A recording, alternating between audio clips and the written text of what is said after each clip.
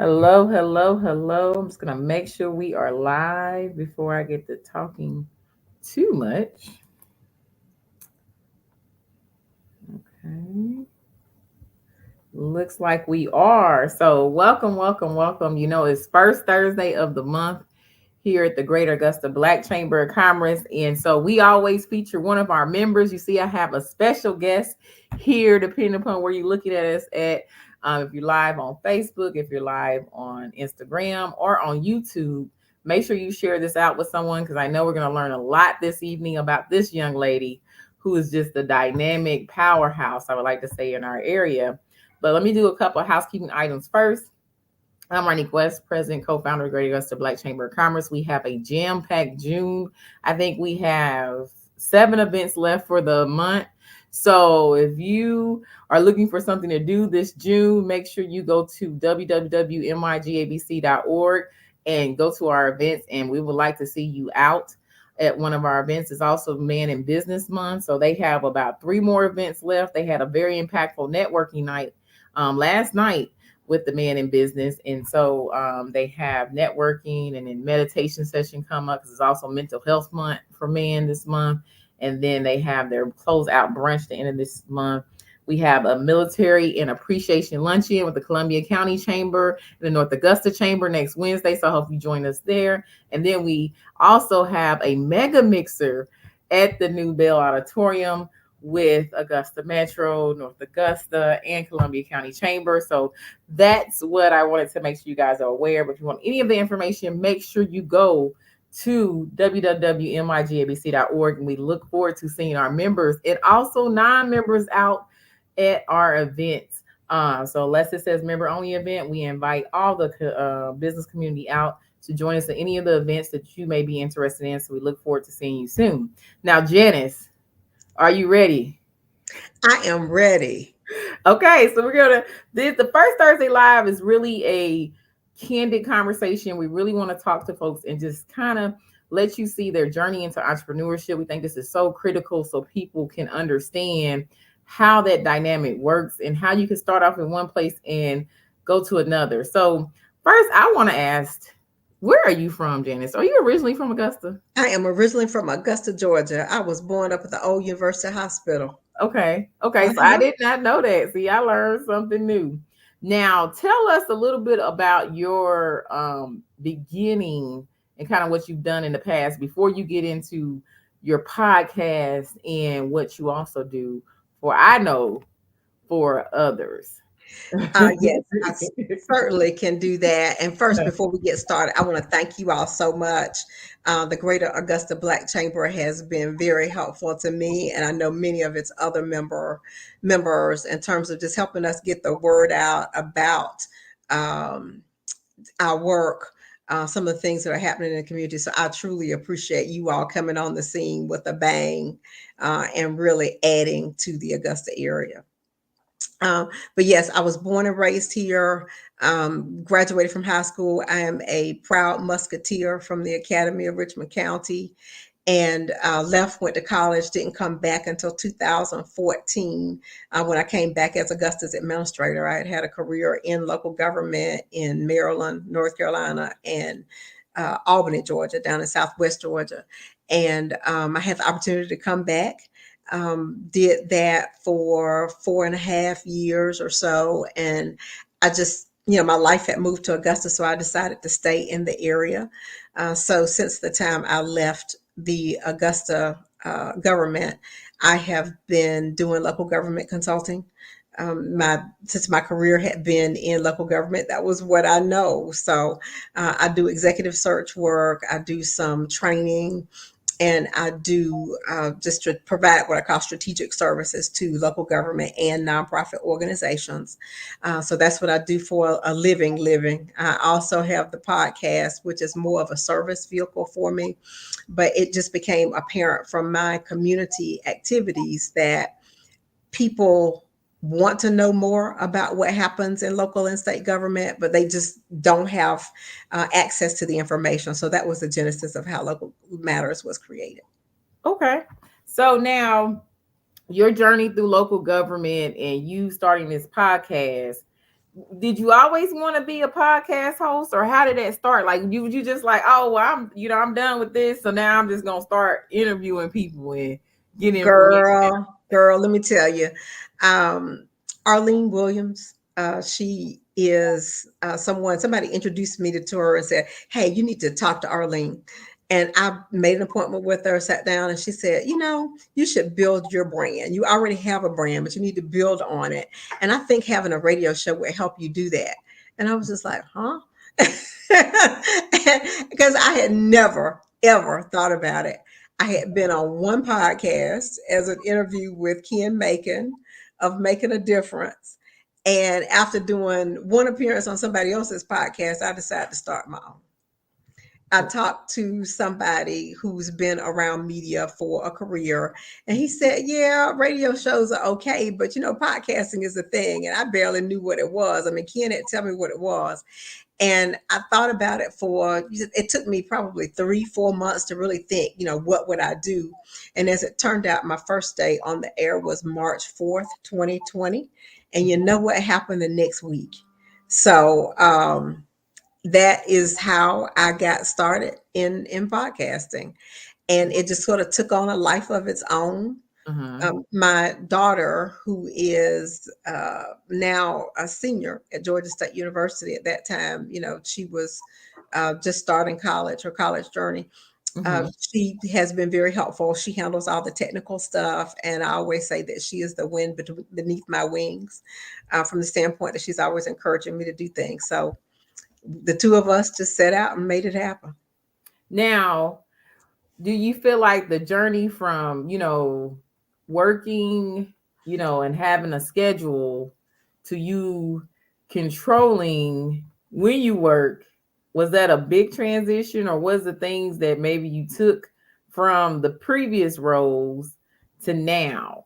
Can you talk a little bit about that? I think that's critical. I can, you know, to a certain extent, yeah, I make my own schedule. I was talking to a friend of mine a couple of days ago about consulting, and she was asking, you know, do you think you ever go back to running city governments again? And I said, you know, if the right opportunity came along, sure, I'd be interested in it. But really, even if you are self-employed, you still gotta you're working on your client schedule.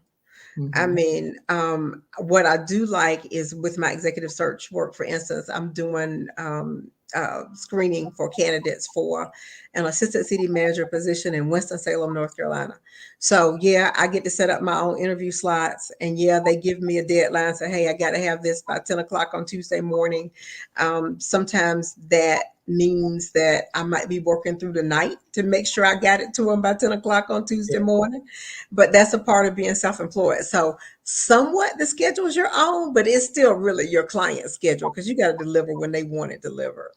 Yes, yes, I agree. I agree. And I think the reason why I asked that, I think it's important to talk about just the transition from moving from, I think, from being in the work world or corporate world or government world for you to going to entrepreneurship. A lot of times, I think the translation is given that you make your own schedule, you have more free time and so forth. In a sense, yes, but it also, you still need your structure, and you still got to bring over that work environment that you have. So you don't want to drop everything and just jump over. For So, certain, for yeah. certain. And yeah, some elements I like the fact that hey, they just give me a deadline. I need this by X because I work really well with deadlines. So you just tell me what you need, Mhm, what format you need it in, and when you need it, and mhm, I can get it to you. And I like that. You know, a lot of days when you're in a more structured or more corporate type environment, you know, you got a bunch of meetings and stuff. Oh, we got a staff meeting, we got this, and you got a lot of things that probably take away from what you would consider to be your productive time, mhm. because you got to put up with stuff. I do like being able to dictate more about how and when I do it, but you never get away as long as you got clients. You never get away from the issue of deadlines because they're going to want stuff like, you know, I did a training session for the Community Foundation of the CSRA a few weeks ago, and yes, I get emails, Janice, I need your PowerPoint Janice, I need you to submit your W-2. Janice, I need you to submit, your W-9. Yeah, Janice, W9. whatever, whatever, whatever. So yeah, you're still working on their schedules in large part, but I definitely enjoy being able to go for a walk. Like one of my new goals for myself is to walk 3 miles a day. I like to be able to, if I want to be walking on the pedestrian bridge at Fifth Street at 8:30 in the morning, I like being able to do that at 8:30 in the morning. Yes, yes, yes. It's those type of privileges, right? You at least Mhm. can But say, okay, well, yeah, I yeah, can but work a little bit later. the trade-off is if I've got to get something due to a client, it might mean I'm still working at 1 o'clock in the morning. Okay. Yep. See, that definitely can happen. Sometimes you have long days and sometimes you have light days. So it's a Mhm. trade-off, right? Right, right. It's definitely a trade-off. Now, I would like to know, how do you go about, and let's talk about the podcast world first. Mhm. How do you go about, and welcome to everybody that's on this live. I'm talking to Janice Allen Jackson. We're getting all in her business about her business and her entrepreneurship journey. And a lot of you guys probably know her, and she's done a lot definitely in this community and still doing a lot. But how do you determine like who to interview and the topics that you think are critical to inform the community? Excellent question. Mhm. Right now, of course, we're covering candidates, and I'll put in a plug for anybody that needs to learn more about the candidates who are going to be on your June 18th ballot. Those two offices being Superior Court Judge of the Augusta Judicial Circuit. So that means people in Richmond and Burke counties are going to have to go to the polls, and also Richmond County Sheriff. Prior to that, I interviewed all of the candidates who were running here locally for the commission seats, as well as even the congressional seat. I interviewed the Democratic candidates for the Congressional District 12 seat. Mhm. So, if you want to know more about these people running for office, one of the things that I have found is that we oftentimes don't do nearly as much research as we need to do on these people. We really need to try to get to know folks before we decide to vote for them. Mhm. And that again was one of the reasons I decided to do this. So during election season, I know that that's going to be the primary thing that I'm going to talk about. No doubt about that. That always comes first. When it's not election season, I talk about things that will be helpful for you to learn so you know the right questions to ask Mhm. somebody who is running for office. Like, for instance, we had somebody on, Mark Jenkins in the area had been incarcerated for a couple decades. I had him talk about his experience being in prison, and Mhm. I said, well, how is it that you came out of prison a better person than you were when you went in?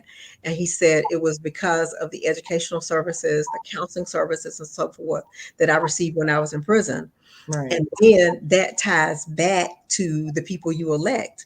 So, because those people are the ones who make a decision on the state budget to tell us whether they're going to allow for educational and counseling services to be provided in prison. So, all of it should connect.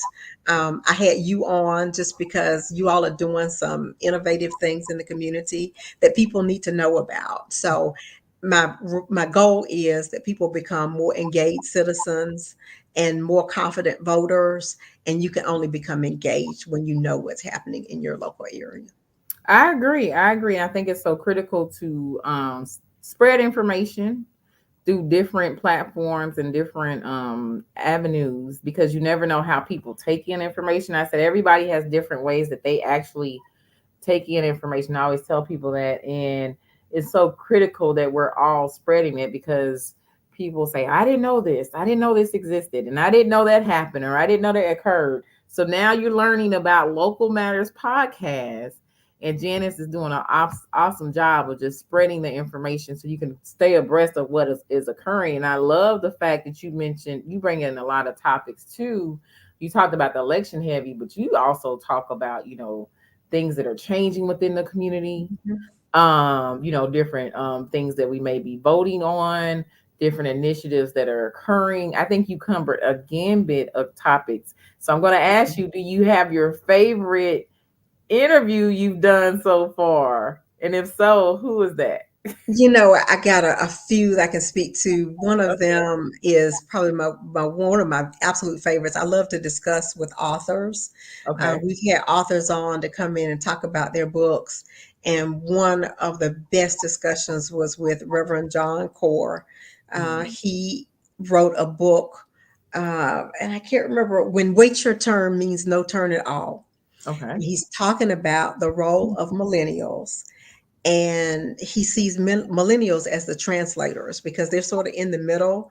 They Okay. know what's happening with the silent generation and the baby boomers, but they also have a connection to the folks who are in Gen Z and Gen Alpha. They're sort of right there in the middle. And he was saying, a lot of times the older generations will tell people, hey, it's not your time yet, just wait. And then it's like, well, when is my time coming? And that was really the focus. And he talked about that through the lens of the Black church, uh, HBCUs, Mhm. the Black family, and the role of how the folks in the middle, those millennials, probably could be instrumental in making a difference and bringing to bear some solutions if they are allowed to participate in the discussion. So that was one of my favorites of the author talk group. Okay. I also had a woman on who was actually from Detroit, Michigan, or Flint, Michigan. And she spent some time in both, but at the time this was filmed, she was talking about her experience as an educator in Flint. And she talked about that water crisis. We all heard about it and we Mhm. knew it was bad, but we Right. didn't know how bad it really was, from the standpoint of her being able to break down how it was impossible to educate those kids in the Flint school system because they had essentially been poisoned by this water. Mhm. And the symptoms weren't just physical. You might think about having a rash on your skin or whatever from having bathed in the water, but it was mental. She said these children were just totally out of control when she got to the school. So the state eventually put some money in for additional nutritional support. She said, which really helped. I mean, they were feeding these kids a boatload of fresh fruits and vegetables every day. And they saw that the behavior of the kids improved after they had access to those types of fresh fruits and vegetables and other healthy foods. But just the connection of all that. And I said, well, that was a failure of local and state government. Yeah. They went to that water system because they thought it was going to be less expensive. They had been buying water from Detroit and that got expensive. And they were like, oh, forget you. We'll use our own water. And their pipes were in no way appropriate for use. So they essentially poisoned a city. And it had detrimental effects and long term effects on those children. And it's just things we never would have thought about. So, I said during the episode that our former Augusta Utilities Director, Tom Wiedemeyer, now rest in peace, used to say that the Augusta Utilities Department was a public safety agency because you're not safe if you don't have good water. You know, Right. so environmental things is something I really have focused on a good bit recently. Focused on some nonprofit organizations like the Black Chamber, like the NAACP. I just want people to understand who does what, how it works, and what we can do to make our communities better places. I agree. I agree. I think, you touched on a like the water crisis in Flint is definitely a sensitive subject for me because I definitely have followed it and I have read the long-term effects and I think about the generation that's got impacted by this and yeah, I'll save that for conversations off the platform, Yeah. okay?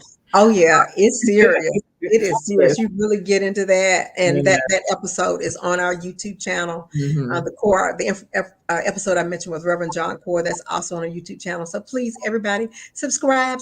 If you want to help me, please subscribe. Please Yeah, subscribe, and we'll have to put your link to your YouTube also in the description for mhm, this video, so that way everybody right. can subscribe and share out and support you and your efforts. Now, let's talk really quick about your other hat that you wear, Mhm, and that's able to find quality candidates for mhm, government and entities. mhm. Yeah. And so, talk a little bit about that, and how did you even get into that role? Of being able to be that consultant or kind of people finder. right? Quality people Yes. under. Yes. Yes. Yes, let me tell you how I got into that. A few years ago when I was still working for Augusta, Mm-hmm. uh, an executive search firm called Developmental Associates was working on a search for a city manager for Statesboro, Georgia. And they invited me to serve as an assessor in that process. And after I went through a day and a half, 2 days of being an assessor, I said to myself, this is the really the best way to go about hiring people, because people make all kind of mistakes when they're hiring people. They hire them because they like them, they hire them because they kin to somebody. you know, they don't. Many times they don't really check to see if the individuals have the skill sets required to really do the job that needs to be done. So after I watched that process as an assessor, I said, um, if I ever, start consulting again, because I had done a little bit before, but if I Mm-hmm. ever start consulting again, this is something that I want to do. So when I left Augusta, I contacted the president of the firm and I said, "Hey, you need any more consultants? I'm interested in helping." So that was how I got into it. Um, it is it is I like it because it allows me to use the skill set that I developed over the past Mm-hmm. 30 years of my career. I may one day I may be interviewing somebody for a city manager job. Next day it may be a community and development director. The next day, it may be a Parks and Rec director or a public housing manager or, anything like that. So I really get a chance to use my skill set. And that's what I really like about it. I get a chance to, talk to people who are in the profession. I still love local government, even though I don't do it Mm-hmm. in the same capacity that I used to. I love local government. So I love having wonderful conversations with people who are applying for jobs and helping those organizations determine if this really is the best fit, who is the best fit for them in their job. Nice, nice, nice. I just wanted to let people know that it is. I think your journey is so something that needs to be shared more, because a lot of times we may find ourselves leaving, a different Mhm. career or going into another I always say life transition actually. Mhm. And so It you can is. It transition is. to options that are out there. And so I don't want people as they transition to freak out. It is so many ways to make an income and living. And I want you to hear those options. And that's why I definitely am Yeah. happy you signed up to get interviewed, because I thought it was critical. Yeah, definitely. I tell people don't freak out Hmm. because number one, ultimately, God is in control. If you're a person of faith, you can bank on that. Yes. That God is in control, and He has a plan for you. It Hmm. does require some patience and some faith to do it. And I know some people have looked at me and go, "Don't you want to go back to local government? Don't you want to do that again?" And I'm like, "Well, only under the right circumstances." And the right circumstances would have to be, being appreciated for what I bring to the job. Everybody wants to be appreciated where they work. You want to be respected. You want a situation where you can make a difference. You want a situation where somebody's going to pay you what you're worth. Hmm. So there's some things you can do while you're building all that out. I know several people like myself, former local government professionals, who have chosen the consulting route and are really happy with Hmm. the fact that they've done that. So you just have to look at your strengths, you have to look at your risk tolerance, and you just have to make the decision that's going to be best for you in consultation with the man upstairs. Yes, yes, yes. I agree. So anything else you want to share? I know you have to get to an appointment, but we have a couple people in the live with us. And if anybody has any questions for Miss Janice, go ahead and drop them down. But anything else you would like to share with those who are either thinking about going to entrepreneurship, or maybe find themselves in a unique transition. I've been through transitions as well. And then also just anything, for a business owner. I think that's critical. I like them to hear from others that are doing it and making it work. Okay. Yeah, I see some good evenings and amens in the comments. Yes. Awesome. Awesome. I will say this about the transition to entrepreneurship. You really have to be ready. Hmm. Um, and because it's a whole different mindset. I know one of the things that is more difficult for me is that I've never been a self promoter. Hmm. I've always been in the position where I've been promoting the city or the organization for which I worked. But I just going in and talking about myself, that's almost cringeworthy to me at times. I But agree. it forces you to pull out of your shell Hmm. when your livelihood depends upon your ability to promote yourself. Hmm. So learning how to promote yourself in the right context is really important. Also learning how to build relationships and connections with people who can help you. That's the other thing that I found extremely helpful. Life is about building relationships. So you really got to connect with the right people at the right time who can help put you in the right situations. Yeah, I agree. I agree. And I think that, my background is corporate, but like you said, you usually are promoting the company or promoting your team, especially if you're in Mhm. leadership. You normally not talking about yourself and so forth. So my transition, Mhm. I definitely relate to that. Of I still struggle with that promotion of myself because when you're transitioning from that to that, now you got to really, hey, this is what you're able to do and so forth. So, but I understand the relationship building. I've always been a huge relationship builder. Mhm. So that is so good. Now, what you gonna say, Janice? Yeah, it is so important to be able to do that, and you never know who you're going to need. You know that old adage, be nice to the people you meet on the way up because they're the same people you're going to see on your way down. Yes.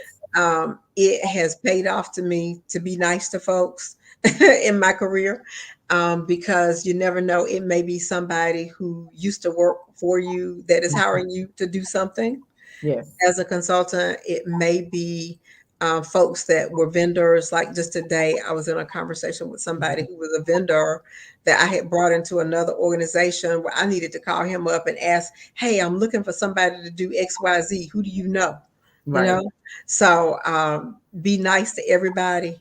And folks are some people don't think that there's value in being nice, but you really do need to be nice to everybody in order to build the success of your business and get where you want to be. I agree. I agree. I always kind of share that. I'm from Indiana, but a lot of well, at least three of the leaders that I worked with in different states all ended up in Augusta. So, Wow. so I will tell you, the world is big, but it is small. I'll say that again. So The always, even world in is your transitions, be, as professional as possible and so forth, and and handle things as that. But what you said is very true, and you will be shocked of how paths will continue to cross. Yeah. they will. And it's interesting you say that. Now people think about Augusta as not being all that, Mm-hmm. but something in Augusta that drew all those people here, right? I agree. I was Right. first though, but they came, in, and there a couple of them still here doing a lot of things. So it's very interesting. So I always tell people the world is big, but it's small. So It is very. always try to handle things in the best way that you can, and keep your boundaries up, but stay professional as possible because we all deal with all types of things. That's all you can do, and keep those relationships. You'll be shocked. Relationship that you may have had in your 20s come back and impact you in your 40s. And so I definitely am a testament of that as well. So just so people are aware of that. Anything else you want to add out? Yeah, definitely tell everybody how to contact you if they want like to get sentiment information to be featured on your podcast, or if they want to use you for your search services. Yes, for Okay. sure. And let's talk a little bit too about the training services. I'll Okay. talk a little bit about that too, because Yes. executive search is a large part of my consulting practice, but I also do training and strategic services. I mentioned having done something for the Community Yes. Foundation of the CSRA. Yes. I did a couple sessions on the executive track. One was about battling burnout, because I know that's something that many organizations have to confront. So Yes. I did a session on that, and I also did a session on board relations between executive directors and staff and the board, how they strengthen those relationships for a Mhm. more effective organization. So having worked with boards for a lifetime now, those boards, of course, in my case, were elected boards. Mhm. But having worked with them, there are a lot of strategies that I was able to learn in terms of how you ensure that you can work together more effectively. So I have expertise on that as well as women's leadership issues and training. One of the things that I would love to do more of, haven't done as much, but would love to do, so I'll throw this out here, is I love to speak. As you can tell, I've have a variety of experiences, and I love the training piece, but also speaking at different events. Mm-hmm. A couple of months ago, I did the League of Women Voters Women's History Month Mm-hmm. presentation, and we had a ball. I just got up, just kind of free formed it related to some of the experiences specifically related to being a Uh-huh. woman in an executive level position, and sometimes some of the crazy stuff people will say and do Mm-hmm. to a woman in an executive level position. Um, I was able to really kind of talk through that in a humorous way, but it was also a way that people could learn from. So, if there are organizations that you're having a banquet, an employee event, a conference, training session, I would love to come in and be one of your presenters for that, Okay. either as a keynote or as a presenter. So, speaking is one of the things that I love to do to impart my knowledge, as well. In terms of the podcast, it is the Local Matters Podcast of Georgia. We have that up on the screen. We have a Facebook page, look for the Local Matters Podcast of Georgia. So please follow us on Facebook. We just crossed 1,000 followers Congrats. month or so. So of course, now that I've reached 1,000, I want to get to 2,000. Right. So, next thing, please subscribe to our YouTube channel. I found out, and I'm sure you figured this out too, is that you got to get to a certain number of followers on YouTube or subscribers on YouTube before you can sell merchandise and before you can go live. I think you got to have 1,000 Mm-hmm. on YouTube in order to do that. So please help us build our following, because the information we provide is for everybody. We don't have any agenda. Like some people want to tell you who to vote for, what you should support and what you don't support. I don't get into any of that. I'm just putting information out there so you can think for yourself. So please listen to us. We send out our link in your newsletter many Yeah. times. So hopefully members of our organization can also follow and subscribe, because we're really here to make for a better community. So that's I talked about Facebook. I talked about YouTube. We also, of course, personally, I have a presence on LinkedIn Mm-hmm. under Janice Allen Jackson. So please send me a connection request on LinkedIn, because I like to connect with as many people as possible. You never know when I'm posting a job that somebody may be interested in or other materials. So Yeah. yes, please connect with me. I have thanked you so much for allowing me this opportunity to come talk. Thank you. Thank you. Thank you. Now, how do they connect with you? Janice Allen Jackson is my LinkedIn. Okay. My Facebook page is the Local Matters Podcast of Georgia. Mm-hmm. YouTube is the Local Matters Podcast of Georgia. Okay, well, thank you, Janice, and thank you for letting us get all in your business about your businesses and your multiple hats that you wear. So you heard her say she wants to speak and wants to come train and some other areas that she really wants to do. She has a wealth of knowledge to share. So I think this would be encourage everybody to reach out to you to also look for that opportunity. And now that you said that, and I know that, don't be shocked if you get a call. So Don't be shy. Welcome it. And one of the best ways on uh-huh. LinkedIn, there is a you can send people direct messages. That's really one of the best ways to reach Right. me, is sending me Mhm. a direct message there. Also, you can use my email address, Janice Allen Mhm. Jackson and Associates. No, excuse me. The email address is just Janice Allen Jackson at gmail.com. The Okay. business is Janice Allen Good. Jackson Associates. And I think you can see that on my background up there. Yes, yes. Okay. Yep, that's the business, but the email, Janice Allen Jackson at Gmail. Reach Mhm. out to me. Let's see how we can connect, and I can help serve your organization. Okay, so we'll be sure to put your LinkedIn information in the chat too. I'm a big hey, contact me on LinkedIn too. That's how I found you. That's how Is I it? found you. Yeah, yeah. That's about the only personal one I have, y'all. So if you try to figure out how to reach out to me, LinkedIn is where it's at.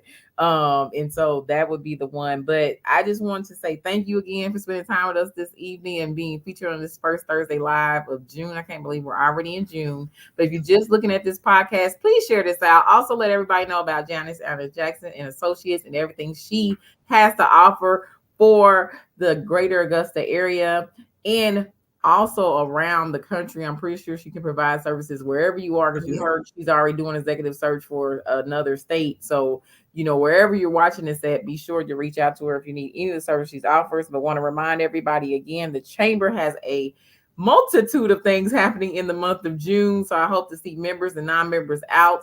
Also tomorrow morning is our Friday morning first Friday call. So we'll be talking about business credit with our business specialist, D'Angelo Watson will be on our first Friday call, and you'll get to hear about all of what's been happening at the chamber and all our partners throughout the state and in South Carolina. So a lot of updates in the morning. So join us at 8:30 in the morning if you're watching this. But Janice, thank you again. I want to bid everybody to have a great evening. And remember, we are one community and one voice. If you want to connect with us, just contact us on our website, www.mygabc.org. You can find all information you need there from events, programs, and anything the chamber has coming up. And I bid everyone a good evening. Thank you. Bye bye, everybody.